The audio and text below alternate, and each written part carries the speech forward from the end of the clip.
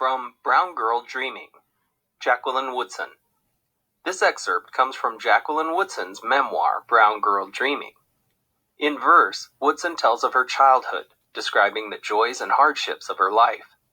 Some of the important themes that weave through the memoir are the challenge of moving from the South to the North, the bonds and rivalry among family members, and the importance of imagination. Woodson beautifully expresses the roots of her interest in language and storytelling, the desire to catch words one day.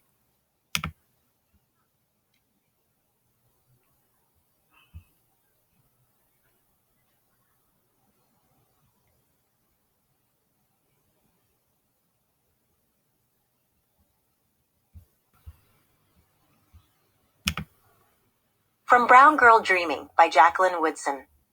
Memoir in verse. Background. As a child in the 1960s, Jacqueline Woodson moved with her family from Greenville, South Carolina, to Brooklyn in New York City. Her memoir, Brown Girl Dreaming, tells of her childhood experiences growing up in both places. In a memoir, an author recalls important events in his or her life. Brown Girl Dreaming is unique as a memoir because it is written in verse, or as poetry. About the author. Jacqueline Woodson, born 1964, was born in Columbus, Ohio. She recalls being happiest as a child when she was writing.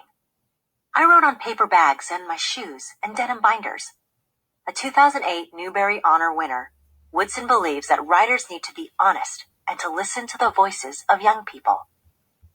From Brown Girl Dreaming by Jacqueline Woodson. Brooklyn rain. The rain here is different than the way it rains in Greenville. No sweet smell of honeysuckle, no soft squish of pine, no slip and slide through grass. Just Mama saying, "Stay inside today, it's raining," and me at the window. Nothing to do but watch the gray sidewalk grow darker, watch the drops slide down the glass pane, watch people below me move fast, heads bent. Already there are stories in my head, already color and sound and words. Already I'm drawing circles on the grass, humming myself someplace far away from here. Down south, there was always someplace else to go. You could step out into the rain and Grandma would let you lift your head and stick out your tongue. Be happy. Down south already feels like a long time ago, but the stories in my head take me back there, set me down in Daddy's garden where the sun is always shining. Another way. While our friends are watching TV or playing outside, we are in our house, knowing that begging our mother to turn the television on is useless. Begging her for 10 minutes outside will only mean her saying no. Saying, "You can run wild with your friends anytime. Today, I want you to find another way to play." And then one day, my mother comes home with 2 shopping bags filled with board games. Monopoly, checkers, chess, ants in the pants, sorry, trouble. Just about every game we've ever seen in the commercials between our Saturday morning cartoons. So many games, we don't know where to begin playing, so we let Roman choose.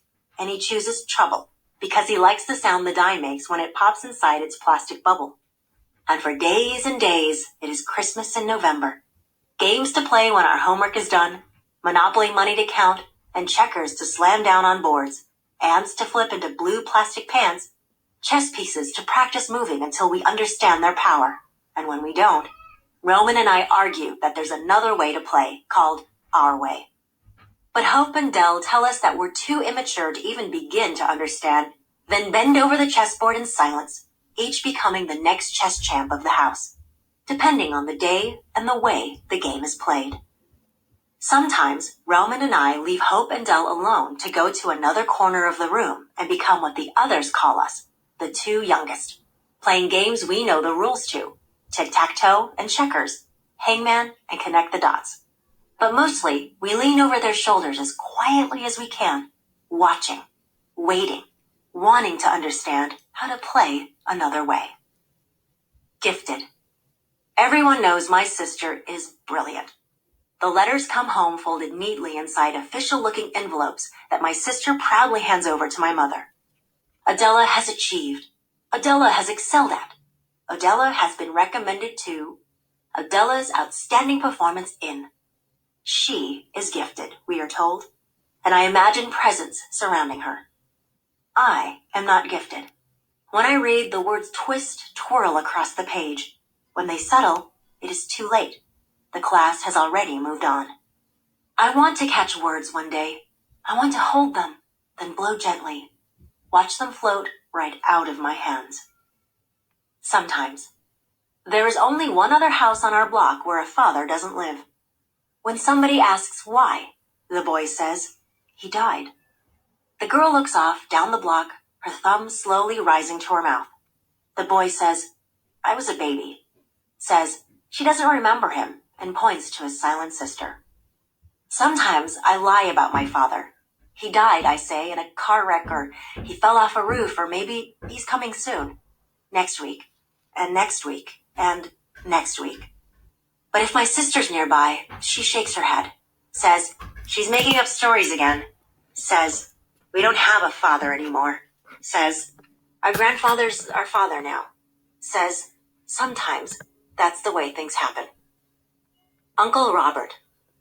Uncle Robert has moved to New York City. I hear him taking the stairs 2 at a time, and then he is at our door, knocking loud until our mother opens it, curlers in her hair, robe pulled closed, whispering, it's almost midnight. Don't you wake my children. But we're already awake, all 4 of us, smiling and jumping around my uncle. What'd you bring me? Our mama shushes us, says, it's too late for presents and the like, but we want presents and the like. And she, too, is smiling now, happy to see her baby brother who lives all the way over in far Rockaway, where the ocean is right there if you look out your window. Robert opens his hand to reveal a pair of silver earrings, says to my sister, this is a gift for how smart you are. I want to be smart like Dell. I want someone to hand me silver and gold just because my brain clicks into thinking whenever it needs to, but I'm not smart like Dell, so I watch her press the silver moons into her ears. I say, I know a girl 10 times smarter than her. She gets diamonds every time she gets 100 on a test. And Robert looks at me, his dark eyes smiling, asks, is that something you made up or something real? In my own head, it's real as anything. In my head, all kinds of people are doing all kinds of things. I want to tell him this, that the world we're living in right here in Brownsville isn't the only place. But now my brothers are asking, what'd you bring me? And my uncle is pulling gifts from his pockets, from his leather briefcase, from inside his socks. He hands my mother a record, a small 45, James Brown, who none of us like because he screams when he sings. But my mother puts it on the record player, turned way down low, and then even us kids are dancing around. Robert's showing us the steps he learned at the Far Rockaway parties. His feet are magic, and we all try to slide across the floor like he does, our own feet, again and again, betraying us. Teach us, Robert, we keep saying. Teach us. Wishes. When he takes us to the park, Uncle Robert tells us, if you catch a dandelion puff, you can make a wish. Anything you want will come true, he says, as we chase the feathery wishes around swings, beneath sliding boards, until we can hold them in our hands, close our eyes tight, whisper our dream, then set it floating out into the universe, hoping our uncle is telling the truth, hoping each thing we wish for will one day come true. Believing.